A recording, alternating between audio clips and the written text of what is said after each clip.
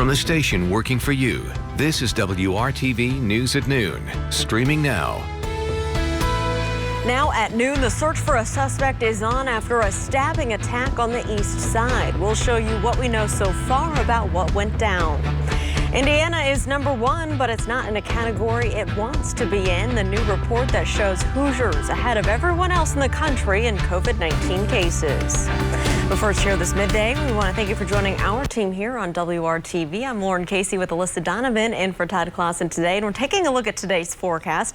Alyssa, it was a chilly start, but what can people expect as they head out the door of their lunch hour? You know what? It's still pretty chilly out, Lauren. Temperatures are a little bit below average right now, and you can see behind me on our skyline that it is just a gloomy day. We are socked in with this cloud coverage. That's all from this disturbance that moved in from the northwest earlier today. That's going to continue to bring us plenty of cloud coverage throughout our day. We could see that break up a little bit as we head into the afternoon, maybe a few peaks of sunshine in there, but for the most part, clouds are going to be the rule for your Monday afternoon. Looking at our temperatures right now, 34 degrees right now in Indianapolis, but it doesn't feel that way, and that is because of those northwesterly winds that we have. We're about 10 miles per hour right now with those winds in Indianapolis, so that wind chill is making it feel a little bit more like we're still in the 20s. So when you step outside, you'll notice that chill in the air. Feels like 26 degrees in Indianapolis right now, and we are going to hit our coldest high today in the 7-day forecast of 38, but the good news is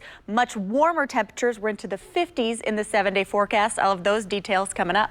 Alyssa, thank you. New this midday, Metro Police are investigating after 3 people were stabbed during some sort of attack on the east side of Indianapolis. Officers were called just before 10 this morning to an area near North Arsenal Avenue and Marlowe Avenue. That's where the victims were found. Police tell us 2 of them were taken to a hospital in critical condition, while the other victim was listed as stable. So far, police have not told us anything about those victims or what may have led to the stabbings. We do have a crew working on this story, and we'll have more information for you just as soon as it comes in at WRTV.com.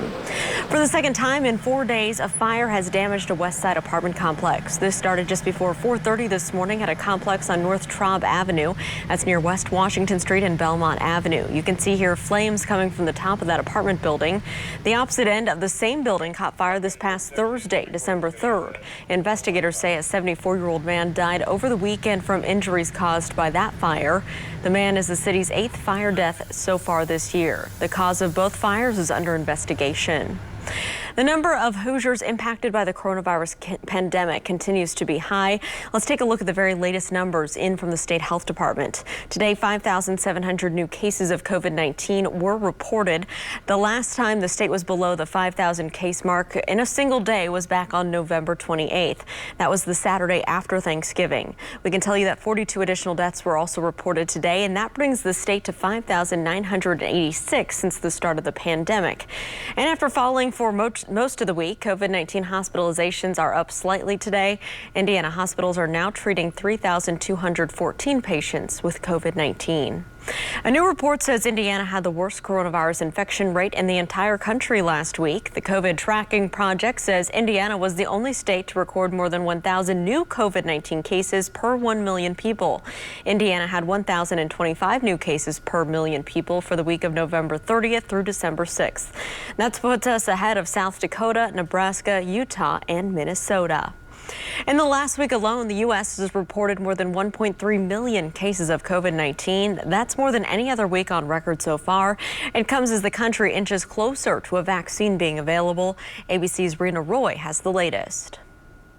COVID-19 is ravaging U.S. communities coast to coast. ICU capacities in Southern California critically low, and now more than 33 million people there from L.A. to the Bay Area are under strict new lockdowns, businesses shut down, and retail capacity limited. To shut us down with almost no notice before the holidays, with no funding, no way of surviving it, is cruel. The U.S. averaging a staggering 186,000 new cases a day, hospitals reaching a breaking point. I'm running out of nurses. You can have a huge hospital, but if you don't have the manpower, I cannot save your life. President Trump's personal attorney and former New York City Mayor Rudy Giuliani is the latest in Trump's inner circle to test positive for the virus.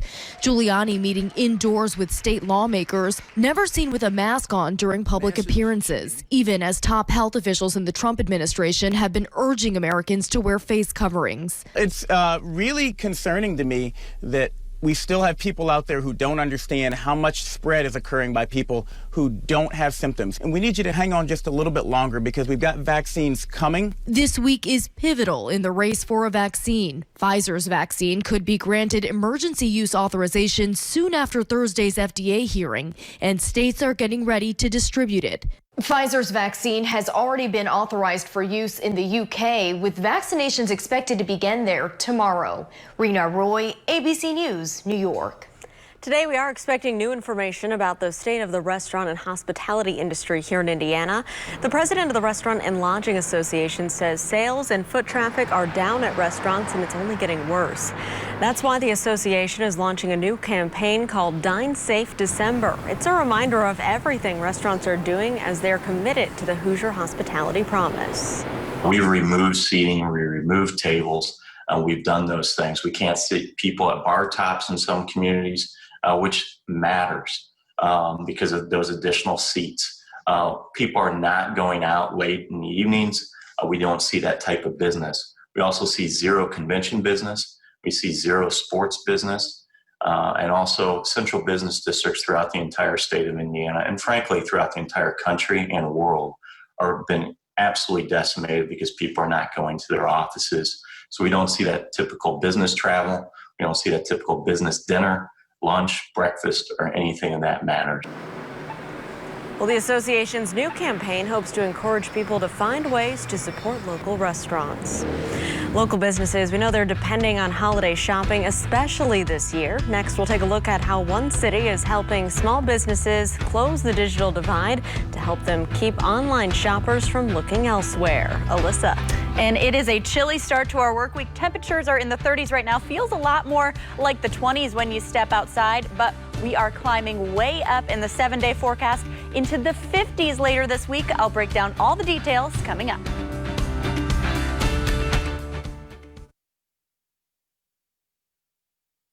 Well, with holiday shopping season underway, you may be among those who are turning to online shopping in order to stay safe.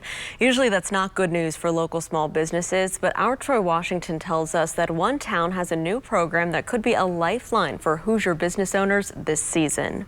Local businesses aren't waiting around for the pandemic to end. In fact, some places are thinking ahead. Certainly got other Chamber of Commerces and cities locally that have expressed interest in this. Jason Fordham is the man behind launching Zionville's new contactless commerce site. Perfect, the company that I founded, goes back a couple years, and from that time period, we have been looking for how can we adapt brick and mortar retail for really what's been demanded even before the pandemic. He says the pandemic may have pushed things along, but moving local commerce online has been in the works. I think there's an opportunity for us to be able to create something that not only provides value now amidst a pandemic, but also into the future, because even once we get past this, you still have, as a small business, to compete with Amazons, with Walmarts, all these other marketplaces. Here's how it works. Shoppers, especially those looking for holiday deals, can go to the Chamber's website where they are able to type in exactly what they're looking for in the search bar, and it shows them which local stores can help. If we can make commerce that is local commerce easier, more people are going to use it. And this way of connecting local businesses can catch on since business owners are looking for ways to keep business booming. March and April were hard. You know, it was a lot of unknown. It was a lot of what decisions do I make? The end goal remains the same, to find new ways to support local. People are doing what's needed in order to keep their businesses going.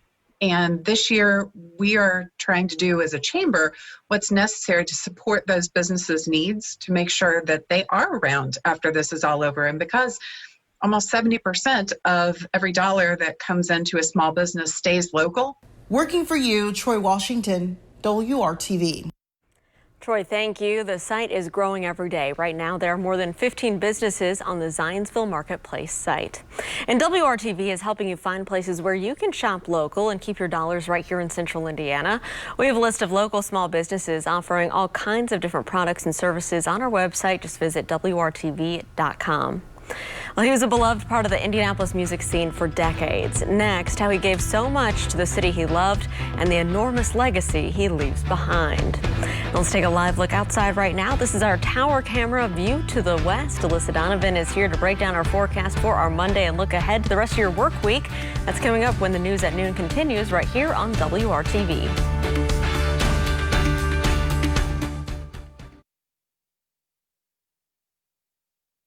Indiana Jones. If you ran into Ron Miner on the street, you didn't know who he was, and then somebody told you, your first reaction might be, this is one of the best DJs ever in Indy? You bet he was, and he was a lot more.